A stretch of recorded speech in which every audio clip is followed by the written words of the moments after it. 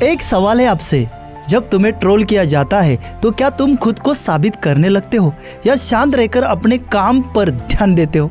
क्योंकि धोनी का रूल बहुत सिंपल है, रिएक्शन नहीं रिजल्ट से आंसर देते।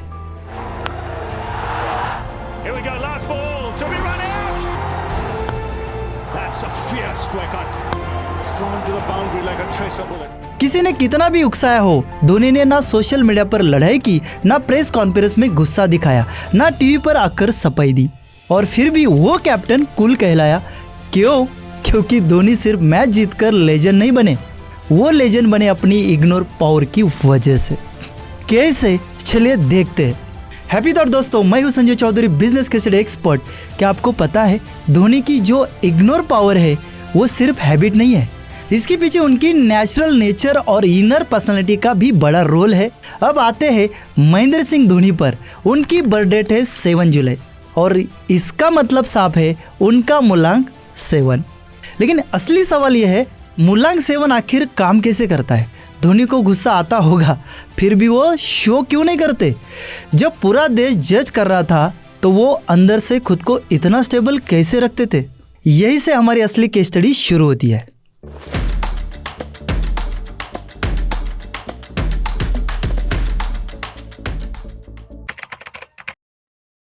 तो सच यही है कि धोनी सिर्फ इसलिए कैप्टन कूल नहीं है क्योंकि उन्होंने इंडिया को वर्ल्ड कप जितवाया। उनकी असली ताकत है उनका काम माइंड, उनकी इग्नोर पावर और नॉइस से ज़्यादा प्रोसेस पर भरोसा करना।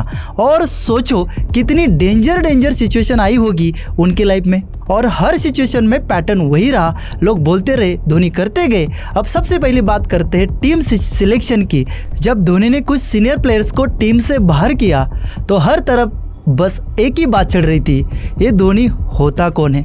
इतने बड़े खिलाड़ियों को टीम के बाहर करने वाला। टीवी डिबेट्स पर एक्स प्लेयर्स बैठे हुए, कई लोग बोल रहे थे ये गलत डिसीजन है, धोनी यंग क्रिकेटर पर ज़्यादा भरोसा कर रहा है और एक्सपीरियंस वाले लोगों को इग्नोर कर रहा है। और फिर कुछ लोगों ने धोनी पर बायस के आरोप लगाने शुरू कर दिए। मनोज तिवारी ने भी ये कई बार कहा, परफॉर्मेंस के बावजूद धोनी ने कुछ प्लेयर्स को साइडलाइन किया। और इरफान पठान का भी नाम डिस्कशन में आया कि अच्छी परफॉर्मेंस देने के बाद भी चेंजेस कम मिले।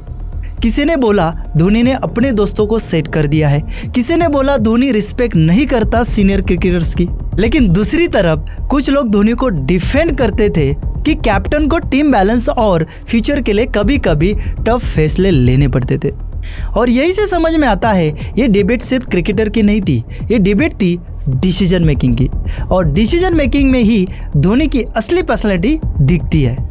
फिर आया IPL वाला फेज, जहां CSK पर कंट्रोवर्सी, बैन, सवाल, रूमर्स बहुत हो रहे थे। लोग बोल रहे थे अब धोनी का टाइम खत्म हो गया है, ये वापस नहीं आएगा पहले जैसा। सोशल मीडिया पर मीम्स बन रहे थे, कुछ लोग मजाक उड़ा रहे थे।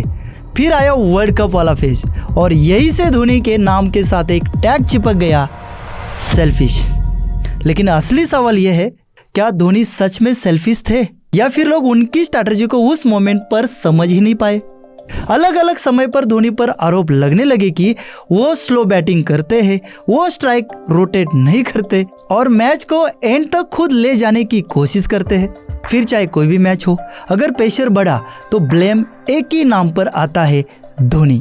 कई एक्सपर्ट और फैंस ने कहा टीम पर दबाव बढ़ रहा है और धोनी खुद को बचा रहा है। फिर IPL में भी ऐसा ही हुआ, कुछ मोमेंट्स आए और सोशल मीडिया में तुरंत जजमेंट दे दिया, selfish Dhoni. Attention seeker young player को चांस नहीं दिया। लेकिन लोगों ने ये नहीं सोचा उस वक्त मैच की सिचुएशन क्या थी, रन रेट कितना था और सामने बॉलर कौन था। और ये पहली बार नहीं था, कभी लोगों को धोनी का डिसीजन रिस्की लगा तो लोगों ने कहा धोनी की ये स्पॉटलाइट में रहने की चाल है। लेकिन कई बार वही डिसीजन बाद में गेम चेंजर साबित हुआ और रिजल्ट ने सबको जवाब दे दिया। यानी कहानी हर बार सेम रही, अगर टीम जीते तो सब ठीक, अगर प्रेशर बढ़े तो उंगली धोनी पर। और हर जगह एक ही लाइन चलने लगी, धोनी अब पहले जैसे नहीं रहे। मतलब पूरे देश की एनर्जी एक इंसान को जज करने में लगी। लेकिन असली बात यह है, इतना सब होने के बाद भी धोनी ने क्या किया? उन्होंने रिएक्शन नहीं दिया, उन्होंने रिस्पॉन्स दिया, वो भी मैदान पर। और इंटरेस्टिंग बात यह है वो इजी से कर सकते थे। एक वायरल इंटरव्यू, एक इमोशनल स्टेटमेंट, एक एग्रेसिव प्रेस कॉन्फ्रेंस, तो अगली सुबह सारी हेडलाइन उनके फेवर में हो जाती। लेकिन उन्होंने वो रास्ता चूज ही नहीं किया। उन्होंने हर बार क्या चूज किया, वो प्रोसेस पर फोकस करते रहे। मैच की प्रिपरेशन, टीम कॉम्बिनेशन, यंगस्टर की ग्रूमिंग, ऐसी चीजों पर काम किया जिनसे रिजल्ट बदलता है, परसेप्शन नहीं। वो अपने टीम को सील्ड करते रहे। जब टीम हारी तो मीडिया के सामने शुरुआत it was my mistake line से करते थे, और जब टीम जीती तो बोलते थे credit goes to the team. Media के सवाल, क्रिटिसिज्म, ट्रोलिंग सब सुनकर धोनी बस हल्की सी स्माइल देकर, शॉर्ट सा जवाब देकर टॉपिक चेंज कर देते थे, क्योंकि वो जानते थे जितना ज्यादा वो रिएक्ट करेंगे उतना ज्यादा लोग उन्हें प्रोक करेंगे।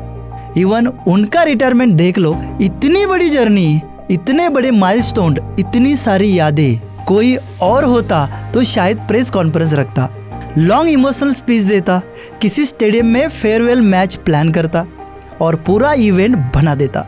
लेकिन धोनी ने क्या किया, बस एक सिंपल सा वीडियो इंस्टाग्राम पर अपलोड किया जिसमें पीछे मैं पल दो पल का शायर हूँ गाना चल रहा है। मेरी हस्ती है पल दो पल मेरी कहानी है, मैं पल दो पल का शायर हूँ। और नीचे एक छोटी सी लाइन लिखी है कि मैंने इंटरनेशनल क्रिकेट से रिटायरमेंट करने का फैसला लिया है। कोई एक्स्ट्रा एक्सप्लेनेशन नहीं, कोई ब्लेम गेम नहीं, कोई ड्रामा नहीं।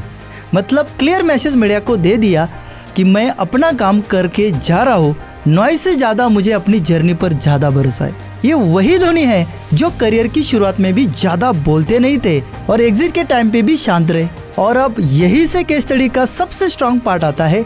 ये पैटर्न सिर्फ पर्सनैलिटी नहीं, ये नंबर का सिग्नेचर भी हो सकता है। और यही पैटर्न केस स्टडी के नज़र से मुलांग सेवन की कोर पर्सनैलिटी से जुड़ता है। अब केस स्टडी वाले एंगल से देखें तो ये सारे पैटर्न सिर्फ कॉन्फिडेंस नहीं है, ये मुलांग सेवन की प्योर सिग्नेचर स्टाइल है। 7 नंबर वाले लोग आमतौर पर क्या करते हैं, ये अननेसेसरी लड़ाई में नहीं पड़ते। इन्हें हर बात पर डिबेट्स, आर्गुमेंट्स, ड्रामा पसंद नहीं आता। ये एनर्जी बचाते हैं सोचने और स्ट्रैटेजी बनाने के लिए। बहुत सारे लोग हर जगह बोले बिना रह नहीं पाते। मैंने ये किया, मैं सही हूँ, मेरे बिना कुछ नहीं होता। धोनी इस बिहेवियर के परफेक्ट एग्जाम्पल है, जहाँ पूरा वर्ल्ड उनसे रिएक्ट चाहता था। ट्वीट करो, इंटरव्यू दो, किसी का नाम लेकर जवाब दो, तो क्वाइटली सिर्फ रिजल्ट से आंसर देते रहे। उन्होंने लोगों को यंग टीम के साथ ट्रॉफी उठाकर जवाब दिया, सीएसके को कमबैक करा के जवाब दिया और अपने पूरे करियर को ही एक साइलेंट स्टेटमेंट बना दिया। मुलांग सेवन की सबसे बड़ी क्वालिटी यही है, इंसान नॉइज से ज्यादा अपने काम, अपने शांत दिमाग और अपने रिजल्ट पर भरोसा रखता है।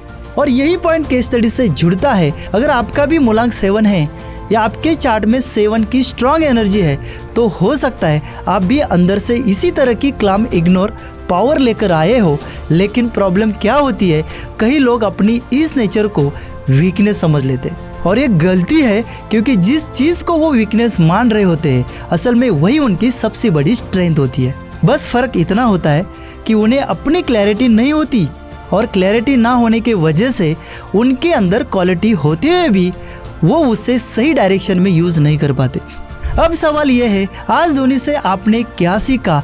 हर बात का जवाब रिएक्शन नहीं, डायरेक्शन होता है और डायरेक्शन के लिए चाहिए होती है क्लैरिटी और क्लैरिटी आती है सेल्फ केस स्टडी से। और हाँ, अगर आपको ऐसे ही रियल लाइफ केस स्टडी वाले वीडियो पसंद आते हैं जहां हम इंसानों की कहानी से आपकी इनर एनर्जी माइंडसेट को डिकोड करते हैं, तो चैनल को सब्सक्राइब करके रखो। और जाते जाते एक लाइन आपके लिए याद रखो, self awareness turn pressure into performance. तो अपने अंदर स्टेबिलिटी बढ़ाओ, रिएक्शन कम करो और डायरेक्शन क्लियर रखो।